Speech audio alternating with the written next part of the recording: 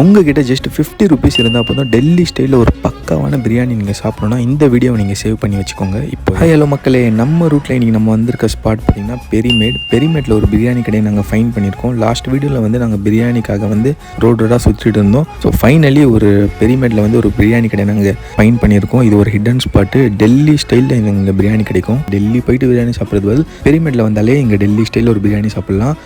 Just 50 ருபீஸ்க்கு பிரியாணி கொடுக்குறாங்களே, எப்படி இருக்க போகுது அப்படின்னு சொல்லி நாங்கள் பார்த்துட்டு இருந்தோம். பார்த்தா பிரியாணியோட குவாலிட்டியுமே நல்லாயிருக்கு, அவங்க கொடுக்குற அந்த குவான்டிட்டியுமே நல்லாயிருக்கு. ஒரு 50 ருபீஸ்க்கு அவங்க என்னெல்லாம் கொடுக்க முடியுமோ அதெல்லாம் கொடுக்குறாங்க. ஸோ ஆனியன் ரைஸ், அதுக்கப்புறம் ஒரு சட்னி மாதிரி கொடுக்குறாங்க. அந்த சட்னி ஆவரேஜ் தான் இருக்குது. பட் பிரியாணி டேஸ்ட்டு பார்த்திங்கன்னா ரொம்ப டிஃப்ரெண்ட்டாகவே இருக்குது. ஸோ பீசஸுமே நல்லா இருக்குது, சிக்கனுமே நல்லா பாயில் ஆகிருக்கு. ஸோ ரைஸுமே நல்லா டிஃப்ரெண்ட்டாகவே இருக்குது. நம்ம சாப்பிட்ற நார்மல் பிரியாணி விட இது கொஞ்சம் டிஃப்ரெண்ட்டாகவே இருக்குது. பெரிமேட் சைட் போனீங்கன்னா கண்டிப்பாக இந்த பிரியாணி ஸ்பாட்டை போய் ட்ரை பண்ணி பாருங்கள். டெல்லி பிரியாணி மிஸ் பண்ணாதீங்க.